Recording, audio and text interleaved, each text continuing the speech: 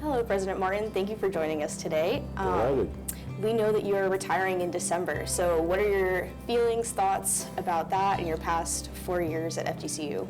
Well, I'm both excited to retire, but also a little bit anxious about stepping away from something I've been doing for 50 years, which is working on a great campus with students and faculty and staff and friends. But I think the time has come, so I'm feeling comfortable with the fact that my time, at least as president, is up, and I think they'll let me stick around and at least part-time continue to be part of the community. So all in all, it's the right time. It's a beautiful place to come to work. What I like best is the way it was originally designed by Roy McTarnigan, among others, to bring everyone together every day. Unlike a lot of campuses where we spread people out to the corners, here everyone comes to downtown FGCU. And it feels much more like a small town. It feels much more like a place where you can meet different kinds of people under different circumstances. So for me, that has a lot to do with it. I also like the fact that we're in this fascinating nature preserve, and that we have a commitment to taking good care of it while also using it for education. So it's a delightful place. It's, in my experience, and it's a long experience, it's a unique campus with unique people doing unique things. There's several things, but three in particular. One is I had known of the institution when it first opened, and I was intrigued by the fact that I could be party to its continual development after, at the time I took it on 20 years, but now through 25 years. So that was a big piece of it. Another is I really appreciate the mission as a regional comprehensive, as a university that serves students regionally while simultaneously serving the economy and the communities and the citizens locally. And then to be honest with you, I hadn't thought about the job until Ben Hill Griffin, the late Ben Hill Griffin III, whose name is on a building and a street and a variety of other things, and who had been a friend of mine, called me up and asked me if I'd be willing to consider it. So it was a combination of once getting a call from Ben Hill, there was a certain more intrigue in following it up. And so there were many factors, but those three were certainly significant. But I used to tease him when he came to campus that I liked driving on Ben Hill Griffin Parkway with him because it felt like being in the Lincoln Memorial with Lincoln. Yeah. And he denied he was that old. But the bottom line is having the chance to interact with the person who created the institution is pretty significant when you can still do that. So there's a lot of good features about taking it on. Well, there's some things we have to do. One is we really have to begin to work hard to figure out how to replace the founding faculty. We built up a whole faculty and staff in a very short period of time, more than 25 years ago, and now they're retiring. So among the things I'm working toward with my colleagues is making sure that out there in the world of higher ed, future faculty know what a great place this is to work and come and join us. That's a big party to it. We've added some new buildings. I have a dream of at least getting started on a couple of more building projects. They won't be finished before I retire, but I think we can put them in the ground. And then one of the things I want to see really get fully cemented into place is the water school. I think that's going to be our signature program for a long time to come. And now with the new building being just about open, and a number of new faculty coming on, I hope it can be here, if nothing else, for the next 10 months to be a cheerleader as that takes place. So there's much yet to be done, and my objective is to leave good people here when I go who can continue to get them done. After 40 years of going to work on a campus, I went to work in a nice big building downtown Denver, looked at the Rocky Mountains. It was a lovely place, but I was not back to what I cared about, which is the relationship between the university and its students. So for me, it was a final sort of inspiration and satisfaction. And that has been incredibly important because having reflected back on it, I'm not sure I would have been satisfied with my career had I not been able to get back to a place like this. And so the other is that I've really made some wonderful friends both on the campus and in this community that I would have never known or appreciated had I not taken it on.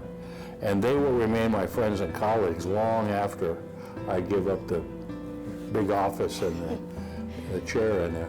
Well, I hope what I've done has been sort of a senior presence for a lot of junior faculty and administrators to give them the confidence that they can step into bigger roles.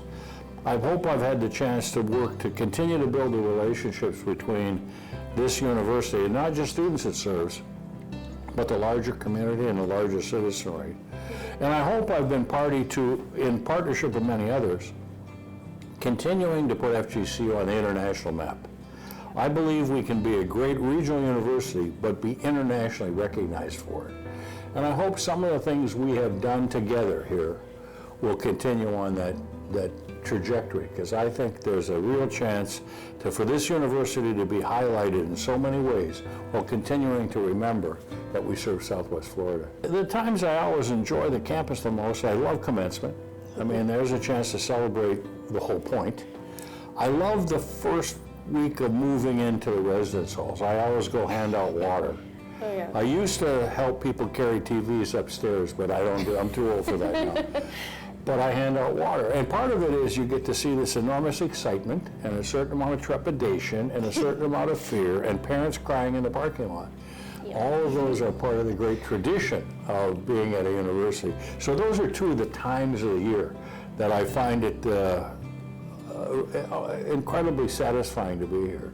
But I also just, I think some of you know, I like going to the student union in the morning and having a cup of coffee and sort of watching the campus emerge each day and talking to the many people who take the time to come by and tell me how I should do my job, whether we tell me we don't have enough parking. There's always a lot of interesting stories out there. So that's all part of the joy of being here. So I'm looking forward to yet another one in May.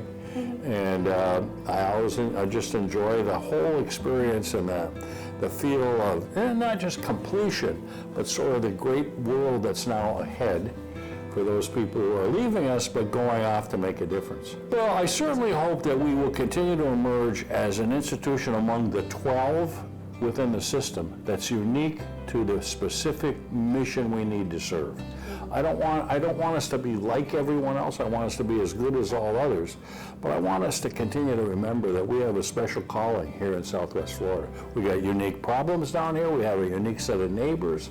We are situated in a circumstance that gives us some advantages, and I hope we continue to take advantage of those advantages. It comes back to the water school, right? If you wanted to be in a laboratory that has to do with water, you couldn't find a more interesting place. That's part of the fun. So I hope we continue to recognize both our standards as a great university and our unique capacity to meet those standards. We've learned a lot about ourselves. I think individually, we've learned about ourselves collectively. I've learned enormously about the people on this campus who I may not have otherwise come to know as well as I have, had we not have to deal with a crisis. And people stepped up, and people demonstrated talents I didn't know they had, and maybe they didn't know they had.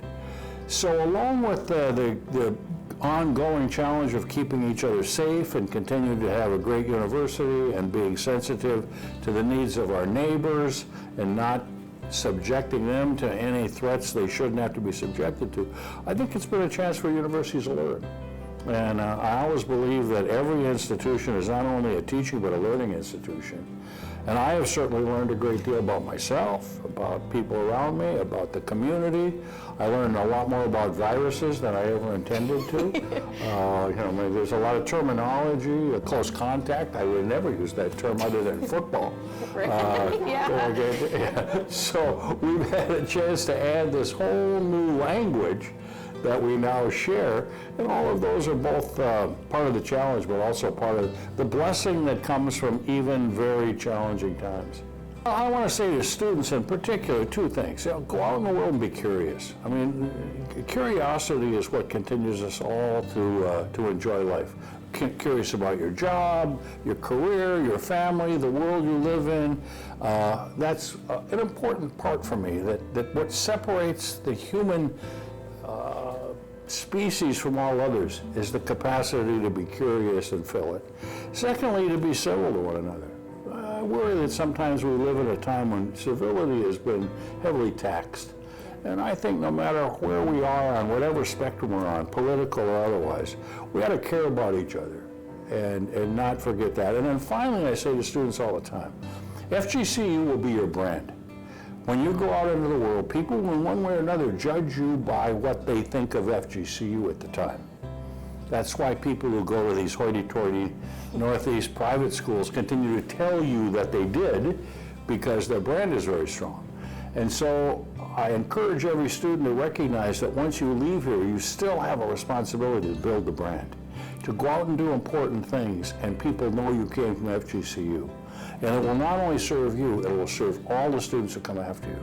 So this is a case where your responsibility to the institution doesn't end when you walk across the stage. It only changes. And then I'll say finally, I've had a 50-year career and a much longer life. And when I started college, a long time before your parents were born, I was a first-gen student, and I drove away from home to leaving behind my siblings and my family, knowing I was not going to turn back. This was going to be it. But I promised myself I would stick to this mantra. I would only do things that were interesting, rewarding, and fun.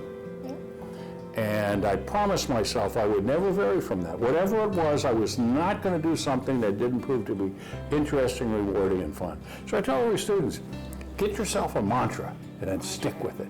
I like it. Makes life easier to navigate. And I've had an interesting, rewarding, and incredibly fun career. And I intend to continue to have an interesting, rewarding, and fun life. I got 2 grandsons who make it fun, make it interesting, and they're hoping they're in my will, so we'll both get rewarded. So we'll all come out of this okay. But no, so that's my advice to people. Yeah, that's amazing advice. Well, I hope so. But you know, some of us take away simple lessons in life, and those are the ones I've taken away after all this time. And I'm not going to change now. I'm too old. So I'm going to keep sticking with that. It's a good one to stick with. There you go. But thank you so much for doing this interview with us. Much appreciated. Good luck. Yeah.